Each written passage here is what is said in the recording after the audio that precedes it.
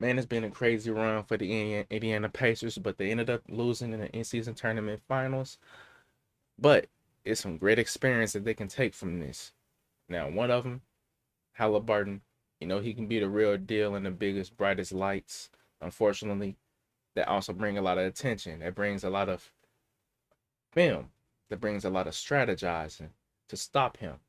And he got a taste of that in his last game against the Lakers that they ended up doing, double teaming, putting switches of AD on Haliburton off of pick and rolls with Miles Turner, and just really locking in on stopping Haliburton as he is basically the engine for the Pacers. This is why I would say why one of the biggest reasons why the Indiana Pacers need to be going after another player, preferably a wing that has some type of skill, because Haliburton needs the help. Because when you are that one guy that's carrying, you're going to be an easy stop. They will be looking at getting a best defender on you and stopping you. And when they know they can stop you, more so than not, they win the game. And that's what they got from this. They locked in, they got Haliburton, and then that was the end. Man, but hey, he really stuck with it though all game in that last game against the Lakers. He stuck with it. He did drop 20 and 11, but hey, it was a tough 20 and 11, man. He did not get to his spots like he preferably wanted to. Didn't knock down the shots that he wanted to. But yeah, credit to Haliburton for the run he's had, man. He's had a great run in this in-season tournament, and this is something he can pick up from as experience. When we talk about playing in something competitively at this level, where a player like him hasn't never been in the playoffs. So it's just that playoff like feel, that simulation that Rick Carlisle talked about. So this is something to really take from for Tyrese Haliburton to continue growing and performing and strategizing how he's going to be played in the playoffs. Definitely with this year, if hoping that the team make it to the playoffs. That's what's going to happen, man. He's going to be a target. They're going to double team him on the pick and rolls. They're going to double team him all the time and pick him up full court, half court, all that. They going to be on him like this Lakers team did. Cam Reddish locking in on D, AD locking in on D, switching. Hey, it's some players out there that's potentially able to do that even in the East. We talk about the playoffs. They're going to be strategizing. Just know that. And the intensity, the game slowing down. Hey, we needed this for the Pacers. We needed that for the Pacers, and yeah, they got some learning to do. Now, one thing I'm proud of is we saw. For me personally, I feel like I saw that Benedict Mathurin, he's not scared of the moment, man. He's not. One thing for sure, he's not, because the way he was attacking throughout the ups and downs in the game against the Lakers, when we were falling and we needed some energy and they were hyped, he would turn up, drive to the lane while they're trying to hold the paint. He's aggressive, going to AD. Like, man, toughness. Dropped 20 points. He wasn't scared of the bright lights. And that showed me why we drafted him. He got that dog in him. He just got to continue grow up, developing. But he showed me, I feel like he showed the team why he's been drafted where he was and why he was regarded as a player with some upside on his squad and why you probably need to start him. All this experimenting with Buddy Hield and Bruce Brown, I don't know, man. I feel like the best way to show who's gonna be what and where people belong is when you play at the highest level. When you play when you play when the lights are bright. And hey, I'm gonna be honest with you, man. It ain't looking too well for Buddy Hield when you talk about them moments. And that's why we may have to, hey, as been talked about, rumored that Haliburton, the Pacers, hey, they trying to get a two-way wing. And we need more size, obviously. Because we sure as hell couldn't guard LeBron. Sure as hell couldn't guard even the role players who was going off. So Taurean Prince, Cam Reddish, like hey, couldn't stop them. We was too small. So this is one of the reasons why the Indiana Pacers need size and why Haliburton needs help. But like I said, when in terms of stepping up when the lights are bright, I don't know about Buddy Hield, man. It's another player that I don't know about that we should already kind of have a thought of. I've been watching him since he's been drafted. I've been giving him the benefit of the doubt because I know he's finally got some opportunity now and it's be full-time center. But that's Miles Turner, and hey, ain't no more excuses, man. No more excuses. So this guy, hey, I ain't gonna lie to you, man. I don't know what the team gonna do. Whether they gonna be aggressive with the trading line, but if they want to put Miles Turner on the market, I wouldn't mind. But it depends who you're going after. Obviously, because grass ain't always greener. But at the same time, but if you can find that right piece, that right big that can do his job, like the basics, the fundamentals, rebounds, holding down the paint, even against the best, not giving it up 30 and 20, 40 and 20. Like, man, because I was hoping when I was watching Miles Turner in that game, when AD was going at Miles Turner early, I was like, hey, you got to hit back.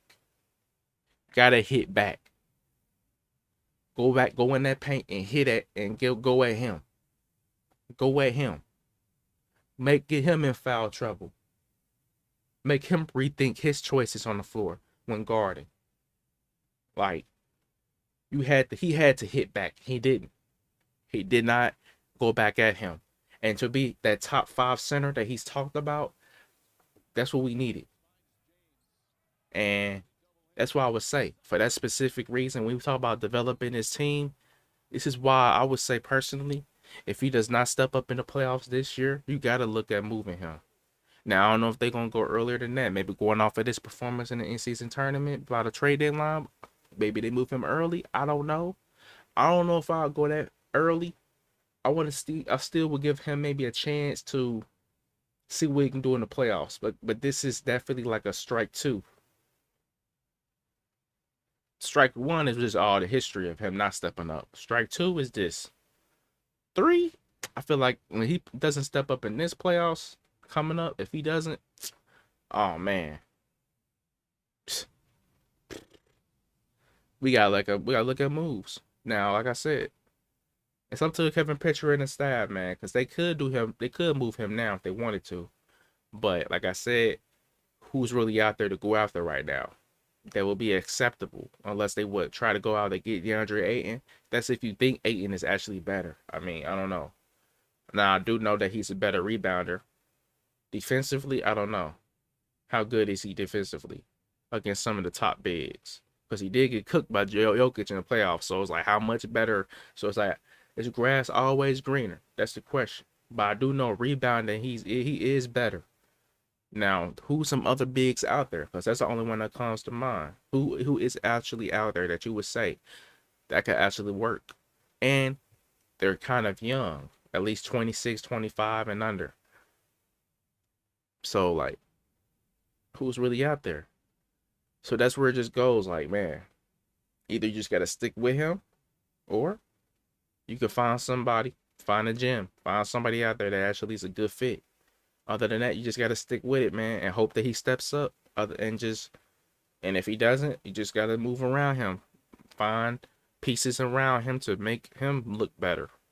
And I know for sure, like, that 4th spot is probably the most important part of helping him look better. And I don't think Toppin is the fit at the starting spot of making him look better. They need that defensive force, that size to help him look better. That better rebounder at the 4 to help him look better. And that would be probably, like I say, who we have drafted, or unless you trade for somebody. But in terms of who we have drafted recently, last year, who was a lottery pick that haven't had a real minute, and that's Jarris Walker. That's what I would say, Jarris Walker.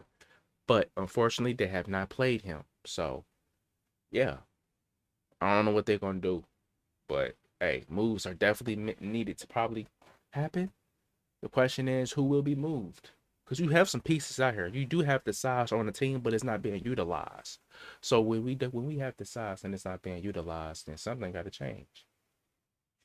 So you have Roy, he's not being used. Kendall Brown, he's a wing, he's not being used. So maybe they're just not good enough. So you have to make a move. Can't just keep him on the roster. Something got to change.